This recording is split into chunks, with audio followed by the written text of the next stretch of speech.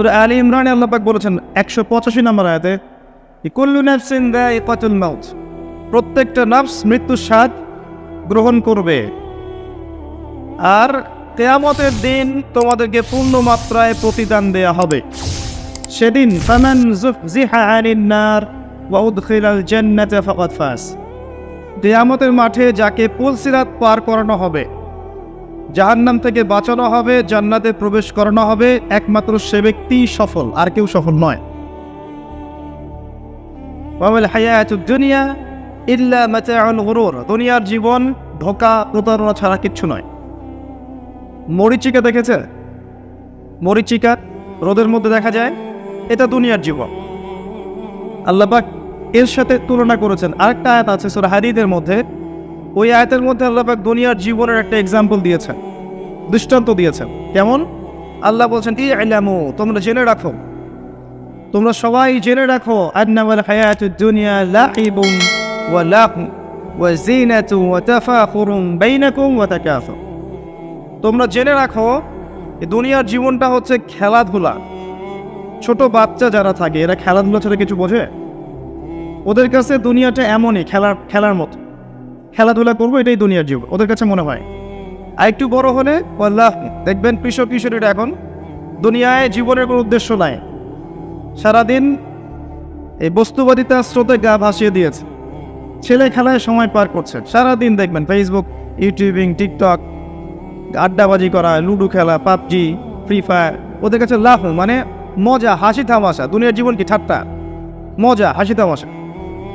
একটু বুঝ বেশি থাকলে ড্রাগ অ্যাডিক্টেড হবে, গার্লফ্রেন্ডকে নিয়ে ঘুরবে, পর্নোগ্রাফিতে আসক্ত হবে, জুয়া খেলবে, ক্যাসিনোতে যাবে। দুনিয়ার জীবন ওদের কাছে এমন।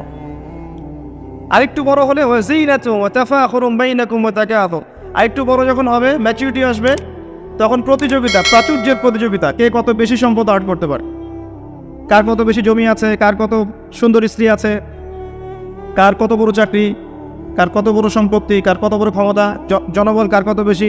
এই যে তাফাকুরুম বাইনাকুম ওয়া তাকাসুর, আল্লাহ পাক এটা সূরা তাকাসুরেও বলেছেন, আলহাকুমুত তাকাসুর হাত্তা যুরতুমুল মাকাবির, তোমরা প্রাচুর্যের প্রতিযোগিতা তোমাদেরকে মহাচ্ছন্ন করেছে যতক্ষণ না তোমরা কবরে শায়িত হচ্ছ। কাল্লা সাউফা তা'লামুন সুম্মা কাল্লা সাউফা তা'লামুন, কখনো নয়, শীঘ্রই তোমরা জানতে পারবে। আবারও বলছি, শীঘ্রই তোমরা জানতে পারবে। কাল্লা লাউ তা'লামুনা ইলমাল ইয়াকিন, তখন ইলমাল ইয়াকিনে জানবে। একটা জিনিস পড়ে জানার নাম ইলমাল ইয়াকিন নয়, অনুধাবন করবেন যখন, তখন আপনার কাছে ইলমাল ইয়াকিন হবে। যেমন আপনাকে যদি বলি যে গোলাপ ফুলের গন্ধ আর রজনীগন্ধার গন্ধের মধ্যে পার্থক্য লিখে বলেন, লিখিত আকারে পার্থক্য বলেন বা ভাষায় প্রকাশ করেন, পারবেন? কথা বুঝতে পারছেন? গোলাপ ফুলের গন্ধ এবং রজনীগন্ধার গন্ধের মধ্যে কি পার্থক্য আছে আমাকে লিখিত আকারে দেন বা ভাষায় প্রকাশ করেন, পারবেন? এটা সম্ভব?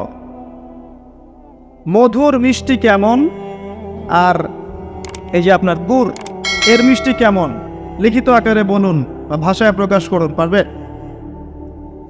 কিভাবে পারা যাবে? কিভাবে? যদি আপনি দুইটা ফুল কাছে নেন, নিয়ে দুটোর ঘ্রাণ শুকেন, শুকে আপনি বুঝতে পারবেন, অনুধাবন করবেন। ইলমাল ইয়াকিন, এটা হচ্ছে ইলমাল ইয়াকিন। আপনার নিশ্চিত জ্ঞান হলো যে এই গন্ধটা এমন, এই গন্ধটা এমন। পরে আপনি বলবেন অমুকের গন্ধটা গোলাপের মতো আর অমুকের গন্ধটা রজনীগন্ধার মতো।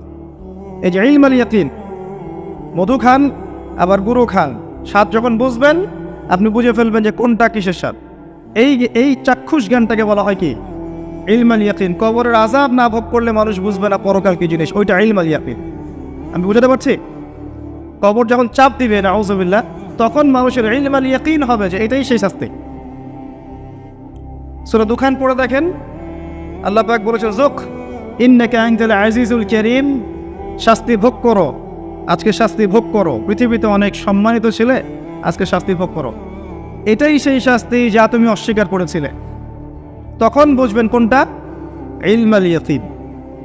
তো আল্লাহ পাক এই কথাটা বলেছেন সূরা তাকাসুরের মধ্যে, তোমাদের প্রাচুর্যের প্রতিযোগিতা ব্যস্ত করে রেখেছে যতক্ষণ পর্যন্ত না তোমরা কবরে শায়িত হচ্ছ। কাল্লা সাউফা তা'লামুন সুম্মা কাল্লা সাউফা তা'লামুন কাল্লা লাউ তা'লামুনা ইলমাল ইয়াকিন। নিশ্চিত জ্ঞান সহকারে তোমরা জানবেই ইনশাআল্লাহ তাআলা। আল্লাহ পাক সূরা হাদীদের আয়াতে বলছেন যে দুনিয়ার জীবনটা খেলাধুলা, প্রাচুর্যের প্রতিযোগিতা, অনর্থক বিষয়ে ব্যস্ত থাকা।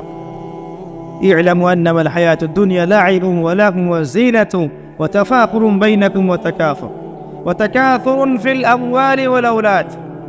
এই প্রাচুর্যের প্রতিযোগিতা হচ্ছে সম্পদের ক্ষেত্রে, সন্তানদের ক্ষেত্রে। এটা করি না আমরা? আমার এত সন্তান, আমার এত সম্পদ। আল্লাহ এটাই বলছেন, কামাথালি গায়যিন, এর এক্সাম্পলটা হচ্ছে এমন, কামাথালি গায়যিন আ'জাবাল কুফফার নাবাত।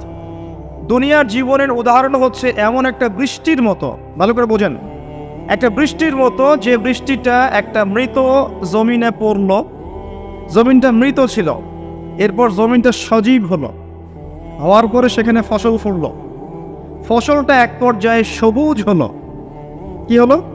সবুজ, শস্য শ্যামল হয়ে গেল। এরপরে এই ফসলটা হলুদ বর্ণ ধারণ করল।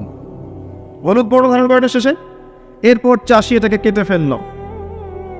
এই যে বৃষ্টি পড়ল, মৃত জমিন জীবিত হলো, এই যেখানে বীজ দেয়া হলো, ফসল ফলল, ফসলটা সবুজ হলো, তখন চাকচিক্যময় চারপাশ, শস্য শ্যামল, সুজলা সুফলা, না? খুব ভালো লাগছে। এরপরে আবার দেখবেন ওইটা পীত বর্ণ ধারণ করবে, হলুদ হয়ে যাবে, চাষি ওটাকে কেটে ফেলবে। সুম্মা ইয়াকুনু ফাতারাহু মুসফাররান সুম্মা ইয়াকুনু হুতামান। Sing that shit.